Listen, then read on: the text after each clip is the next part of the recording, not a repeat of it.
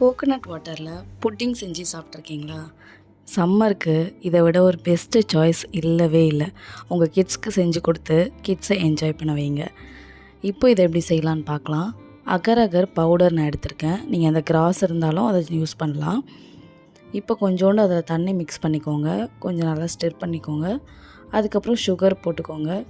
உங்களுக்கு தேவையான அளவு சுகர் போட்டு நல்லா கொதித்ததும் நீங்கள் ஆஃப் பண்ணிடுங்க. கேஸை ஆஃப் பண்ணதுக்கப்புறம் தான் இளநியை நீங்கள் சேர்க்கணும். இது முக்கியமான பாயிண்ட்டு, நீங்கள் மறந்துடாதீங்க. இப்போ நான் ஆல்ரெடி இந்த டெண்டர் கோகோனட்டை சீவி வச்சுருக்கேன். இதை நீங்கள் அப்படியே எடுத்து இதில் ஆட் பண்ணிக்கலாம்.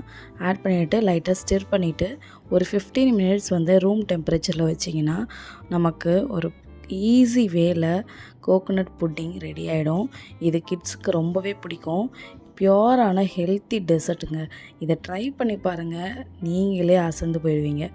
அவ்வளோ ரெஃப்ரெஷிங்காக இருக்கும். நீங்கள் இதை ஜூஸ் எதனா போட்டிங்க, லெமன் ஜூஸ் அந்த மாதிரி போட்டிங்கன்னா கூட இதை நீங்கள் ஆட் பண்ணிக்கலாம். ரொம்பவே உங்கள் கிட்ஸ்க்கு பிடிக்கும். நீங்கள் ட்ரை பண்ணி பார்த்துட்டு எப்படி வந்துச்சுன்னு கமெண்ட்டில் சொல்லுங்கள். லைக் பண்ணுங்கள், ஷேர் பண்ணுங்கள், செஞ்சு கொடுங்க.